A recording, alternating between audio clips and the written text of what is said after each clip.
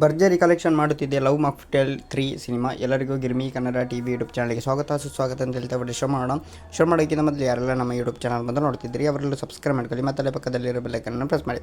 Love mocktail 3 cinema Dhurandhar 2 ಅಬ್ಬರದ ನಡುವೆಯೂ ಭರ್ಜರಿ ಗಳಿಕೆ ಮಾಡುತ್ತಿದೆ. ಈ ಮೊದಲು ಏಪ್ರಿಲ್ ಲವ್ ಮಾಕ್ಟೇಲ್ 3 ರಿಲೀಸ್ ಮಾಡುವುದಾಗಿ ಘೋಷಿಸಲಾಗಿತ್ತು. ಆದರೆ ಟಾಕ್ಸಿಕ್ ಸಿನಿಮಾ ರಿಲೀಸ್ ದಿನಾಂಕವನ್ನು ಮುಂದಕ್ಕೆ ಹಾಕಿಕೊಂಡ ಬಳಿಕ ಈ ದಿನಾಂಕವನ್ನು ಲವ್ ಮಾಕ್ಟೇಲ್ 3 ಚಿತ್ರವನ್ನು ತರುವುದಾಗಿ ಘೋಷಣೆ ಮಾಡಿತು. ಮಾರ್ಚ್ 19ರಂದು ಲವ್ ಮಾಕ್ಟೇಲ್ 3 ಸಿನಿಮಾ ತೆರೆಗೆ ಬಂದಿತು ಅಂತಲೇ ಹೇಳ್ಬೋದು.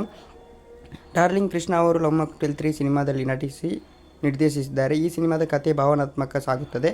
ಮೊದಲು ಹಾಗೂ ಎರಡು ಭಾಗಕ್ಕೆ ಭಿನ್ನವಾಗಿ ಮೂಡಿ ಬಂದಿದೆ ಅಂತಲೇ ಹೇಳ್ಬೋದು.